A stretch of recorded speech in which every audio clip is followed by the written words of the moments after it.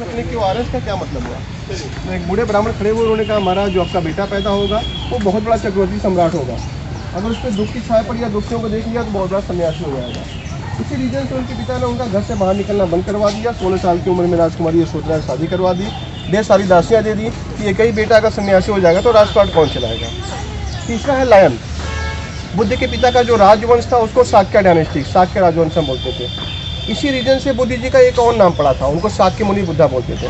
तो उसी शाक्य राजवंश को रिप्रेजेंट करते हुए सभी चीज़ें लायन यानी सिंह से दर्शाई गई हैं। चौथा है घोड़ा।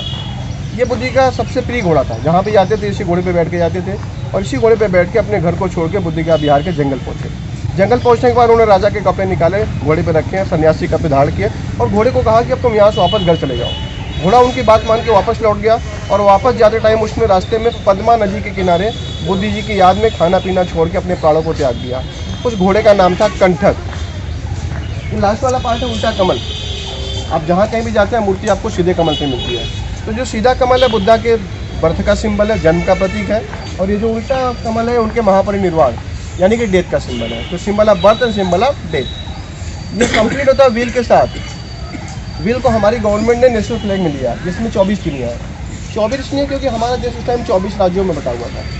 बट अशोका ने जो ओरिजिनल चक्र बनवाया था उसको हमारे भारतवर्ष में धर्म चक्र बोलते हैं। उसको धर्म चक्र इसलिए बोलते हैं कि हमारे भारत भूमि में जितने भी महान पुरुष पैदा हुए, चाहे भगवान श्री राम हो, श्री कृष्ण हो, बुद्ध हो, जैन तीर्थंकर हो, सभी महान पुरुषों के शरीर में कहीं ना कहीं पैदाइशी चक्र के निशान थे।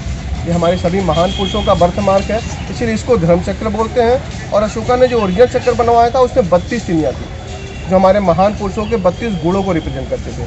तो भगवान बुद्ध के पैर की सभी उंगलियों, पैर के दोनों तलों और हाथ के दोनों तलों में चक्र के निशान जन्म चुके। तो ये हो गया सर यहाँ के बारे में। बस एक लास्ट वर्ड, बुद्धा बिहार से निकले थे और पूरा eastern Asia, Afghanistan, Pakistan, Burma, Bhutan घूमते हुए वापस बिहार पहुँचे वैशाली। वैशाली में उन्होंने लेडी आम्रपाली को दीक्षा दी और वहीं पे अपने सभी शिष्यों से कहा कि देखो मेरा टाइम आ गया है, अब मैं यहाँ से कुशीनगर जा रहा हूँ, मैं अपने शरीर को वहाँ छोड़ दूँगा।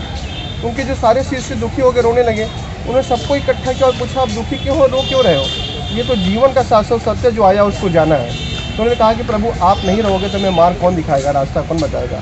तब बुद्धा ने अपना अंतिम उपदेश वैशाली में दिया। वहीं पर उन्होंने कहा कि अपो दीपो भव, अपना दीपक स्वयं बनो, या अपने अंदर अपने आप को ढूंढो, रास्ता तुम्हें खुद ब खुद मिल जाएगा। ये उनका लास्ट उपदेश था वैशाली में। इसके बाद वो कुशीनगर के यहाँ पर उन्हें महापरिनिर्वाण।